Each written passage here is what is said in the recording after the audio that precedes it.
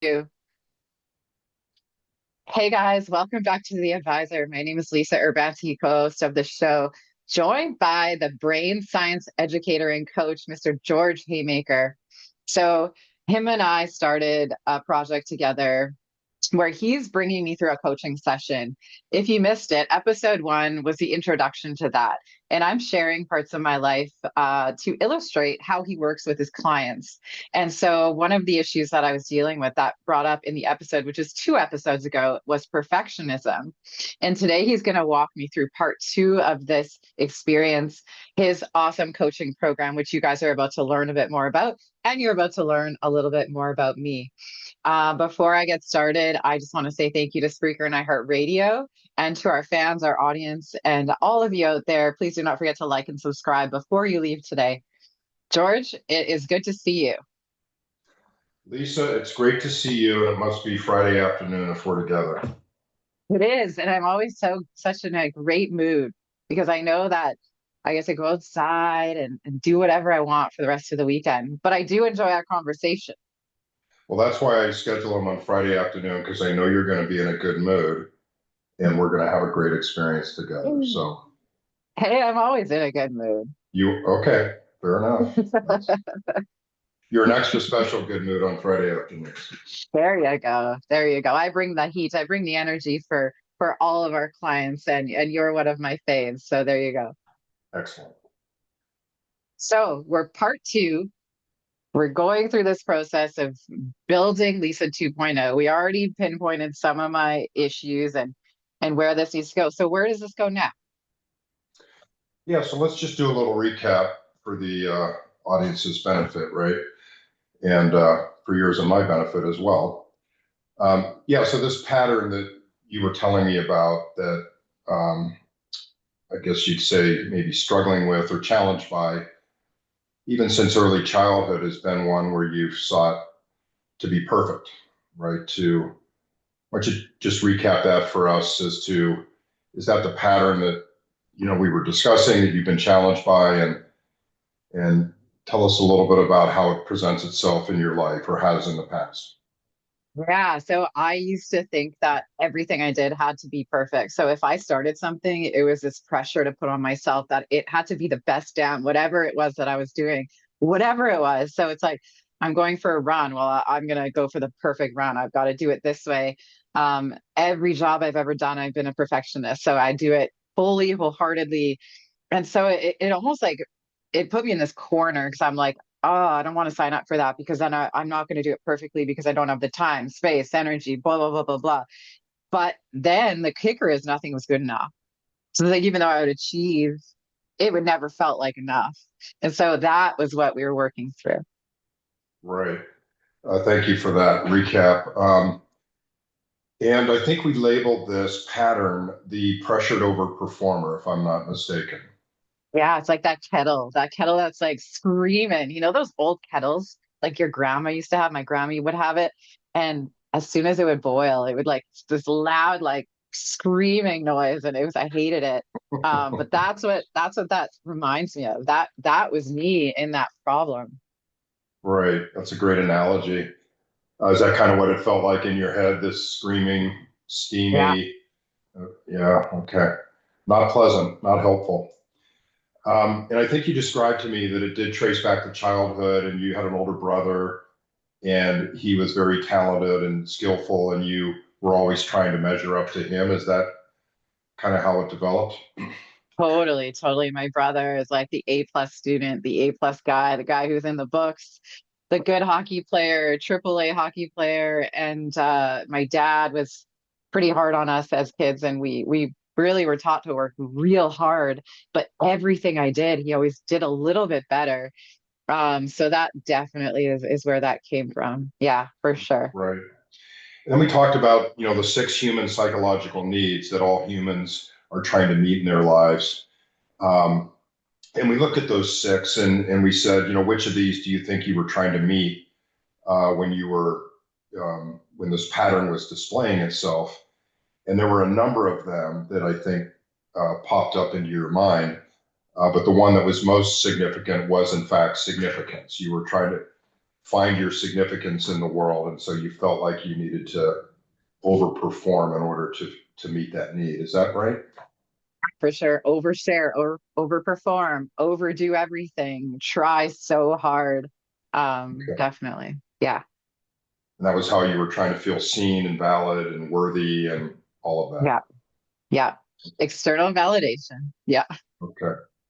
And so the way that this pattern displayed itself, in terms of your behavior, um, you were overworking, worrying, feeling chronic pressure. What else would how else would it exhibit itself?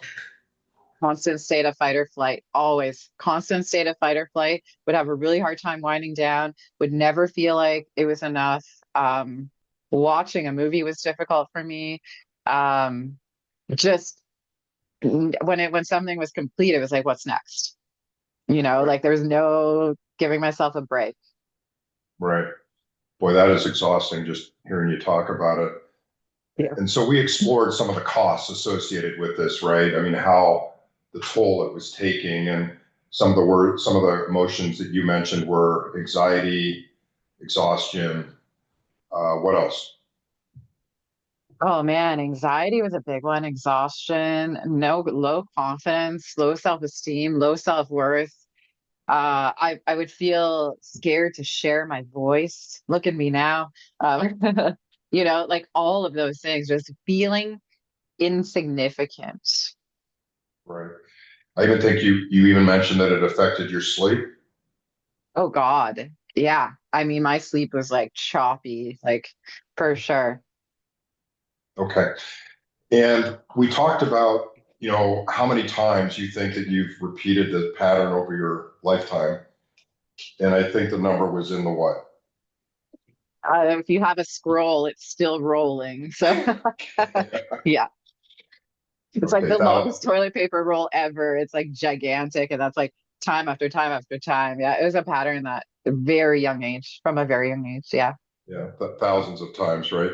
thousands. Yes. Okay. And you're pretty fit and active, so imagine you're a gym goer. So if you had practiced that pattern in the gym in some way, um, either in terms of weightlifting or some other athletic endeavor, you'd probably be pretty good at it by now, right? If you practiced it that Yeah, many times as you did the pattern. absolutely. What is that superhero? That woman superhero from the 80s? That's what I would be like. I would be like so muscular and fit and what's her name? I don't know. Oh, There's a bunch of them. well, there's Wonder Woman. Remember Wonder her? Woman. Yeah, but I would be like Wonder Woman, but with like a Hulk body if I practice that much with that many reps. Yeah, definitely. Overly huge muscles for sure. Okay, well, the brain's very much like the body, and when we practice things many, many times, we get really good at them, and they develop patterns in the brain called neural pathways that get very strong and rigid and enforced, and we tend to then we get so good at them that they go into an unconscious part of our brain and they become our default. And so it sounds like that's what was happening to you as you get triggered by something, or maybe it was just even relentless, and your auto brain, your basal ganglia would just keep presenting this default pattern over and over again. Totally. And people knew that I was a hard worker. So like everyone wanted me to work with them and for them. And I felt like that was validation. It's like getting a phone call, come to work with me. And then it was like just constantly. So yeah, it's crazy.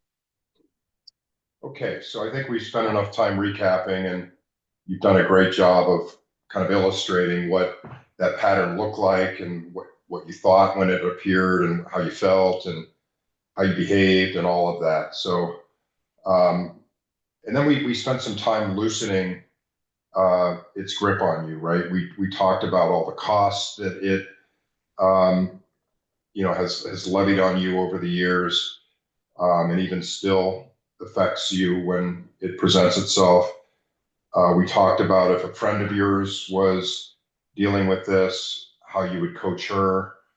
Um, so do you feel like, with the work that you've done on your own and maybe some of the insights you gained from last time us talking together, that it's your hold on this or its hold on you has been loosened to a point where you feel like you're willing to consider a new way forward.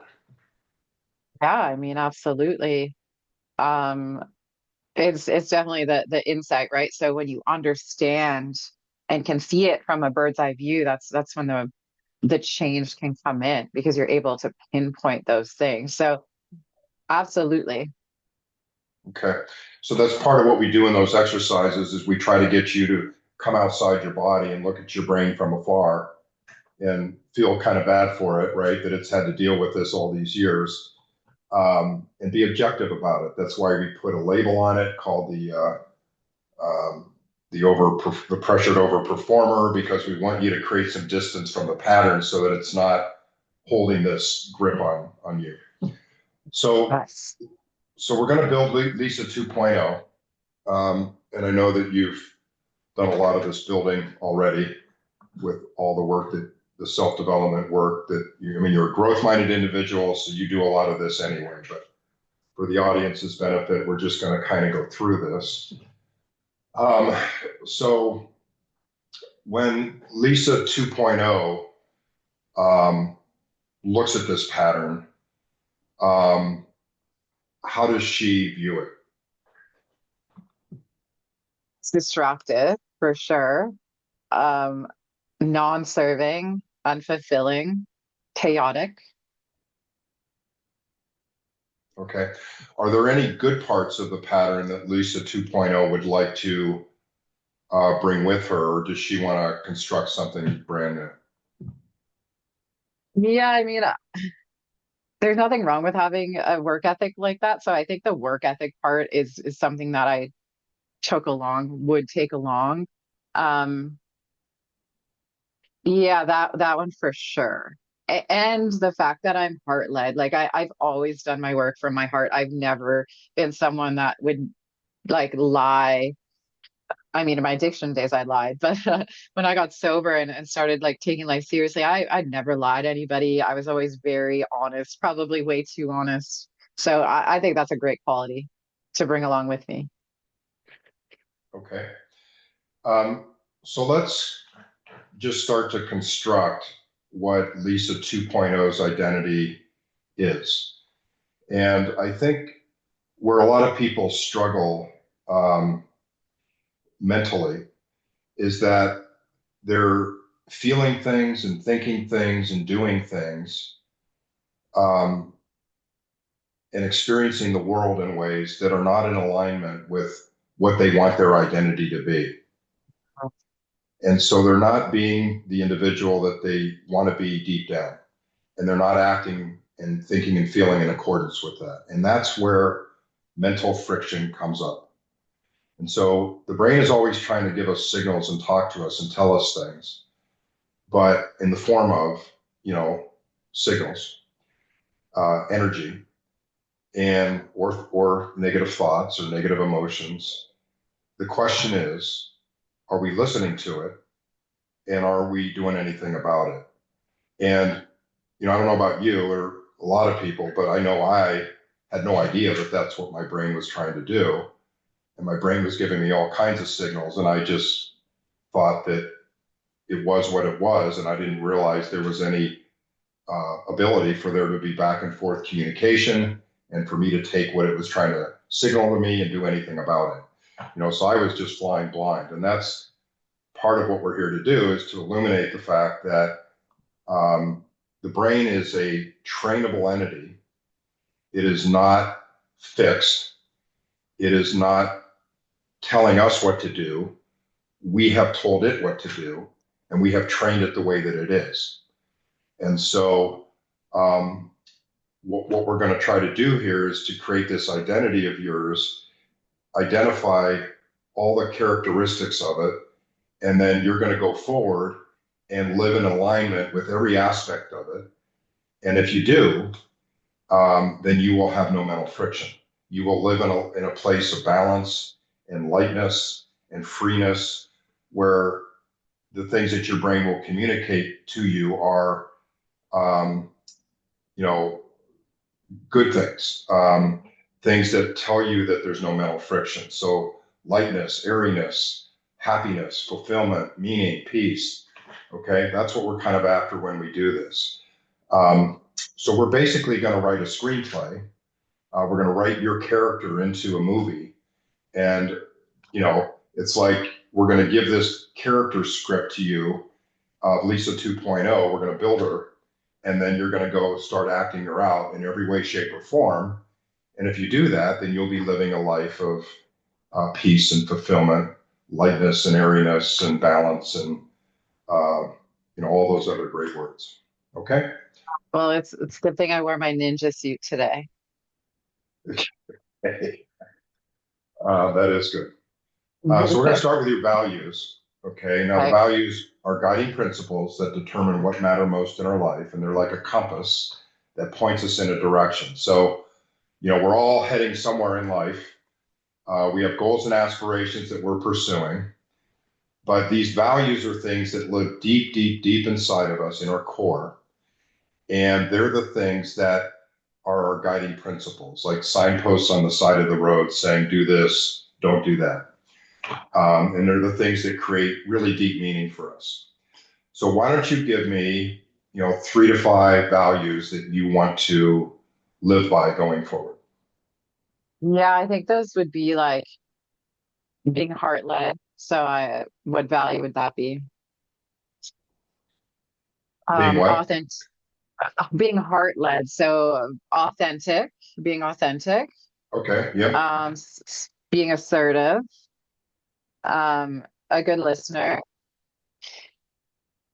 staying true to my intuition and like being in alignment, being patient, and setting real good boundaries. So really valuing and respecting myself and leading with love, I guess.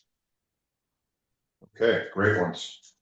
Okay. So in our process together, we'd be writing those down, and we'd be creating it. We have a workbook that we work with. And so we are defining Lisa 2.0. So those would be under your values. Okay. And you'd be referring to those constantly. And the values and all these things can evolve and change and update over time. But this is where you stand today. And so these are the ones that we would use as in your identity today. Okay. Okay, I need to add friendships and relationships to that too. Okay. All right. Next would be your strengths. So, what are the things that you're good at that you would want to leverage going forward? Because the reason we want to do this is because if we're good at things and we leverage them, then we feel motivated, right? Because skillfulness is one of the 6 core psychological needs that all humans have to feel skillful at things. And so it's not to say we don't want to work on our weaknesses and make them strengths, but if we leverage our strengths, then we are more likely to achieve our goals and aspirations, and we are going to be motivated by the fact that we're skillful at things. So what are the things that you feel like you're good at that you want to leverage? My work ethic, that I'm hardworking, that I'm honest, that I'm caring, um, and assertive for the most part. Okay. And how about character traits? Character traits. Give me an example.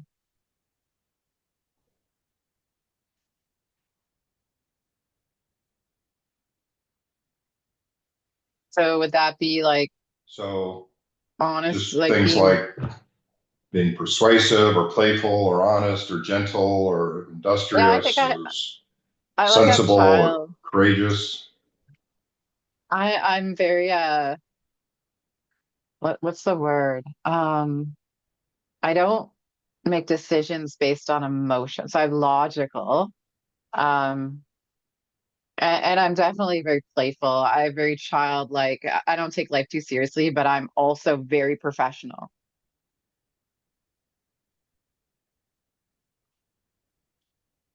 Sorry, my speaker cut out there for a second. You got me again, right? Yeah. Okay, my apologies. All right, so we got the traits down. Yes, we do. So I said that I'm very playful. Um, Okay, I'm very honest and like I'm very professional, but it's like I take business seriously, but I'm also very playful. So like the ability to not take life too seriously. excellent. All right. Um, and what about, foundational beliefs that support motivation and worth? So, as an example, and these are things that you believe about yourself and the world around you that going forward. So previously, when this pattern would arise, you would believe that you had to constantly perform in order to feel significance and worth. Um, Mm. and that pattern has been unhelpful. So, what would be some of the beliefs that you're going to want to carry forward with you for the rest of your life to help satisfy your psychological needs of significance, skillfulness, equality, togetherness, stability? So it's the respect that I have for myself and the belief that everything is happening as it should and that I'm in control of that. So what I'm putting out into the world with my mind and my energy is what I'm going to attract back. So I don't put the blame on anybody but myself if something happens. I'm very good at taking that responsibility. So that's how I view the rest of my life. I believe that good things are going to come to me because of my heart and the way that I carry myself, the way I give back to the world, the way that I give to myself and fill my own cup so that I can show up for people and the world as Lisa 2.0 ninja girl. So that's definitely my thing. Okay. And will your worth going forward be tied to what you put out in terms of results or performance? Or is there some other way that you're going to try to derive your significance? I'm not gonna lie. I mean, that creeps in all the time. It's like because just like anything, like when I accomplish something and I'm like, I have an F yeah moment, and I'm like, oh, that feels so good. And then you come down from that because you get that dopamine, and then I'm like, I don't feel as good. So I recognize that, and I want to say that I'm gonna feel as significant as as I should, but it creeps up. But for the most part, it's just like the knowing that I'm enough. I'm enough when I'm laying in bed. I'm enough when I'm doing things I shouldn't, scrolling on my phone. I'm enough when I'm just being. I'm enough when I'm sitting in the grass. I am enough. Um, yeah. Yeah. So, I mean, you just outlined a bunch of great strengths and traits and values. Isn't there worth in those, adhering to those, versus having to churn out a result after result after result?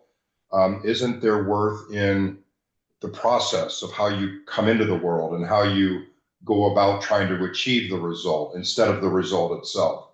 Is that a belief that you want to have about yourself? Yeah, I love that you said that because you're right. I treat situations, I show up with grace. Um, I don't, take advantage of that. So that's a very good point. Okay. So maybe Lisa 2.0 would see value and significance and worth in just the way she was showing up, trying hard, doing her best. I mean, you've had a lot of experience in the world now, you've achieved a lot, and so you've gotten that just through your efforts and the way that you've shown up. So odds are, if you keep showing up that way and find value in how you're showing up and the process of how you're coming in the world, the results might just take care of themselves. Yeah. Okay, great. Um, Excellent. So we're kind of condensing this. Typically, when I work with somebody, we're in this work for extensive period of time, really, grinding through some detail, having these Right. conversations back and forth, me trying to stimulate more thought from you, but for the purposes of the fact that we're, on a time limit here, we're just going to kind of cite some examples of the types of things that we would be discussing, and then move forward. But so this has been great so far. So lastly, before we finish out constructing Lisa 2.0's identity, we want to talk about um, Lisa's 2.0's thought style, her emotional style, and behavior and boundaries. So kind of like how she's going to, you know, interact with the world and with herself. So I would assume, and just taking this old pattern as an example, um, how are your thoughts going to be different than maybe they have in the past when it comes to trying to meet, let's say, for example, significance? Yeah, I think just like as we just illustrated with being me is enough, showing up as me is enough because I love and respect myself now. And, the audience, for the audience, like I've done this work, and as George said, like his method and theories, he walks you through them so that it's not typical to just come up with these conclusions so quickly, but I'm a living, breathing self-help book. Um, so it's just that knowing that my energy that I'm giving out is pure and like genuine and loving, and that's enough for me. It's like just being myself. Okay. And so if a thought came into your head that was reminiscent of Lisa 1.0 that said, I'm not enough, I need to do more, I need to perform more, then Lisa 2.0 might have issue with that. Yeah, the ninja would come in and say, "Stop it." And I mean, it happens all the time. Like it happens all the time, but it's that self-talk, right? It's that telling yourself, regrounding and getting out and just making sure that I'm looking after myself. So I know when that is triggered in me that I got to start looking for those glimmers and getting out and looking after myself to get back to 2.0. Okay. So what we're going to end up with here is talking about that kind of thing when patterns are reemerging, what that means and what to do about it in a second. The emotions are very important because emotions are like gasoline on fire in terms of they're very influential in the brain. They tag neural pathways or patterns, and they determine how important the brain thinks they are. So things that are highly emotional, the brain tags as being highly relevant and important. So therefore, um, you know, what is the emotional style and the type of emotions that Lisa 2.0 wants to experience that may be different than what Lisa 1.0 has experienced in the past? What would be the difference? Mhm. Reaction, the nervous system reaction, the self-doubt, the um non-belief in myself. So the ninja just believes in herself, and doesn't dwell on things and is able to say okay, to be rejected and be like, that's fine, it wasn't for me, to approach these situations with grace and confidence and say, there's bigger and better, that there's better things meant for me. So Okay, so you would say that she would be less emotionally reactive, uh, the ability to maybe regulate her emotions with more ease and grace, mhm, less fearful, less anxious, that's that who and what she is and what she's doing is not enough. So more calm, all of that. 100%. Yeah, I like the calm. Yes. Got it. And so lastly, behavior and boundaries. You mentioned the word boundaries a few times. Um, Again, just relative to Lisa 1.0, when this pattern would arise, I would assume that because your thoughts and emotions were telling you you needed to be more and do more, that you would then try to do and be more.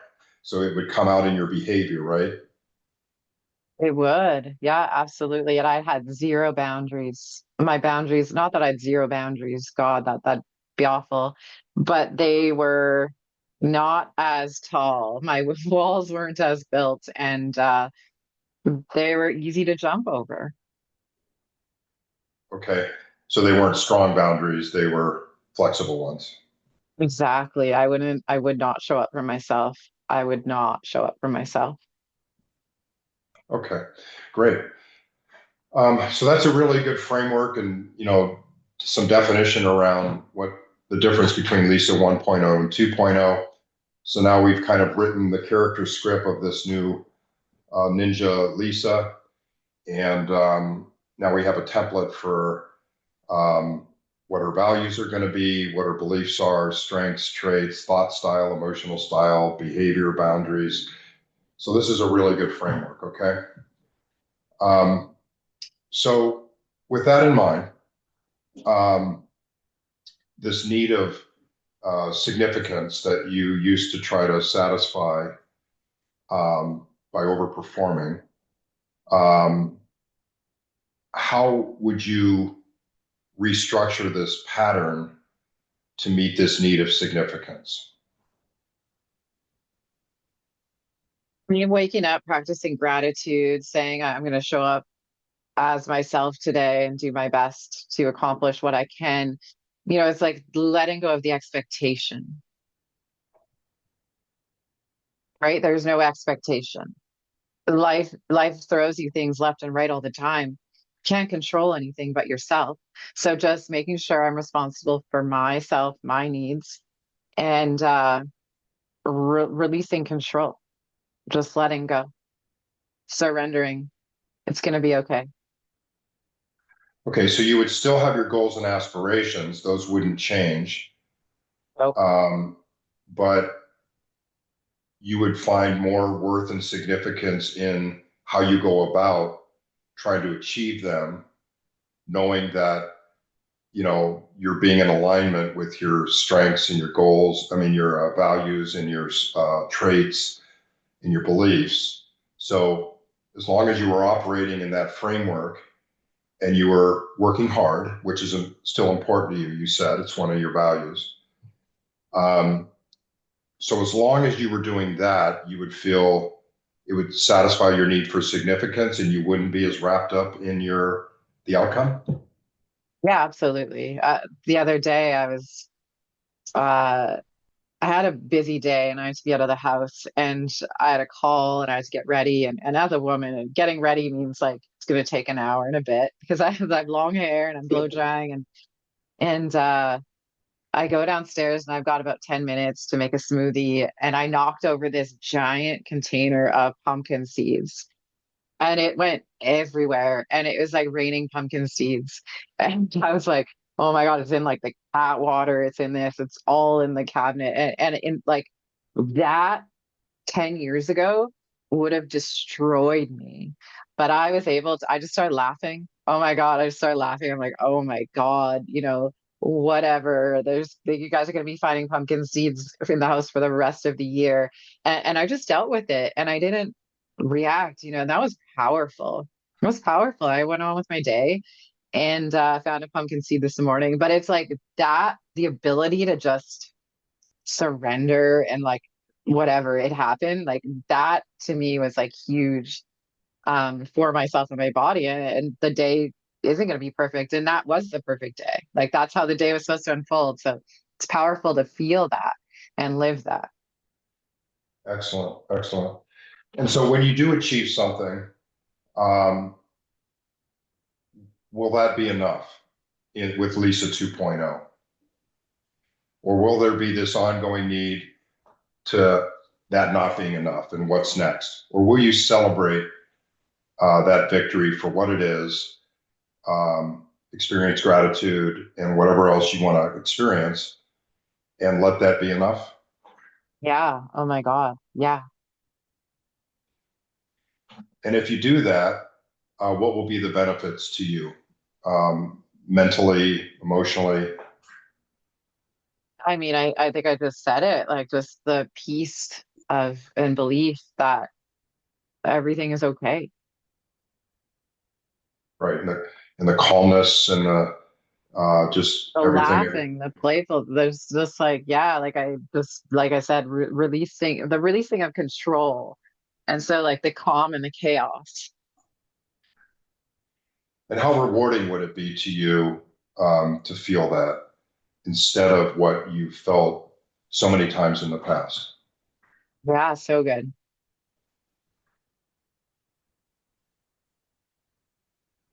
Great. So this is part of what we do here is we want to experience uh, how this new character is going to experience life when this pattern would have, when she goes about her day, and in moments where this pattern would perhaps likely resurface, what would be different and what would be the benefit. And it's important to let the brain experience that in all its forms, how let the brain see it, let the brain feel it, let the brain think it, um, because the brain learns in all of those different ways. And these patterns are made up of thoughts, feelings, actions. They're all woven together in these neural pathways. And so we have to interweave them like braiding hair, um, so that, especially with emotion, so that it tags it as very important. Because if we can tag it as very important, meaning the calm, the joy that you would feel, the peace, if that can be more rewarding to your brain than what it was doing before with Lisa 1.0, then the brain will automatically want to do that instead, the new one instead. And so this is all part of the rehearsal process. We, as I mentioned, we're trying to create this character, and now you have to then play this character by rehearsing it over and over and over again. And so you had mentioned that you spent thousands of rehearsals rehearsing the previous unhelpful pattern. And so it stands to reason that the brain's going to need a lot of repetitions to replace it. Hmm. Okay. But every time that you do a successful rehearsal, you can't just let it be. You have to then experience why that's so much better than the old way. Because you're giving your dog a treat. You're rewarding your brain for feeling and experiencing life that way.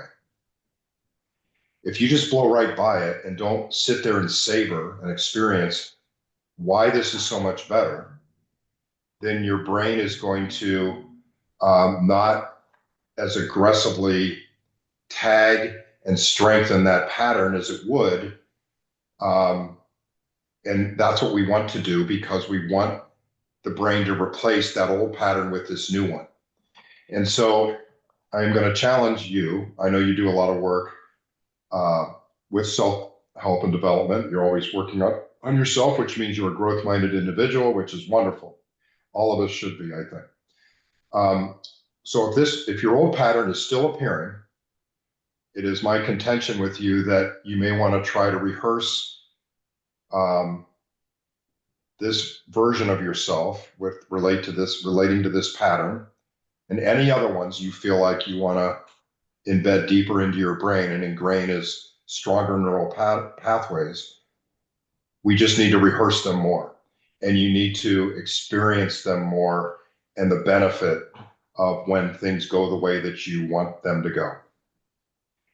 And if you do that often enough, fastidiously enough, and stop the old patterns in their tracks and do not engage in it, because every time you rehearse it by engaging in it in any way, shape, or form, you are strengthening that old one again. And so we cannot engage in that. You said you have very good boundaries now. So that is a great boundary to have a very firm one on. That as soon as it begins to appear in any way, shape, or form in your mind, the thought, the feeling, the action, any of it, you intervene, do not engage, and you draw upon the construction of Lisa, the Ninja Lisa that we just drew up. What does she value? What are her beliefs? And act according to that. Love it. I love it. Okay. And Okay. I will. I feel like as much as I do this work, it's constant and ongoing. So doing this thoroughly with you is a reminder of that need to practice. And I do have those moments. I mean, I'm human where I forget these things. So I'll come back to this and reignite the ninja brain and tackle those issues. Yeah, all this really means is that our brain has still got that pattern that it's still accessing. That's all it means. So the brain is signaling to us. It's saying you haven't deactivated this pattern yet. And in order to do it, you need to rehearse the other one more, and you need to find more reward in that one. And then it will, um, the old pattern will begin to go dormant because we're no longer watering and fertilizing it. And we're going to water and fertilize the new pattern so that over time it will become the default pattern and the other one will just kind of die off. Until that happens, if the old one keeps resurfacing, then you haven't done enough work on it yet. And remember that this is probably your strongest pattern that you've ever created in your life. Um, it's the one that you've brought up for us to work on. So it's probably highly Hmm. influential. So it's going to take a lot of rehearsal for it to be, and it may not ever completely go away, but you'll find that the amount of times and the strength at which it comes back will start to get further and further in between and weaker and weaker. I agree. I agree. All right. So this has been fun. And then I'll just ask you, on a scale of 1 to 10, how committed are you to living as Ninja Lisa? Oh, I'm so committed. Told you I There's already no, got my green suit on. nice. There's no going back. No, All right. God no. All right. Feels Well, you good. have been an absolutely ideal coachee. Thank you for letting me, being a part of this and being so open and honest and allowing the audience to share in your experience. And, this is available for anyone out there who, wants to be that version of themselves that they've always wanted to be. The brain is more than willing to construct this new identity. It's a process that you can go through. And once you commit to it and start rehearsing it, your brain can begin to leave behind the things that are unhelpful and unwanted and begin to transition and shift into a new and different self. Okay. And this is not fluff, it's not pie in the sky. This is actually neuroscience. It's, more than proven. Um, there are real scientists and real laboratories that do these studies that understand how the brain works. And we're just blessed with the fact that we are not stuck with our brains the way that they are. The brain is a very trainable organ. Thank God for me. Otherwise, I'd be dead by now. But we can make the brain whatever we want it to be. Thank you for walking me through those sessions and illustrating how the brain works and how our patterns can be changed. Where can people find you? Yeah, so I'm on LinkedIn at George Haymaker, Haymaker.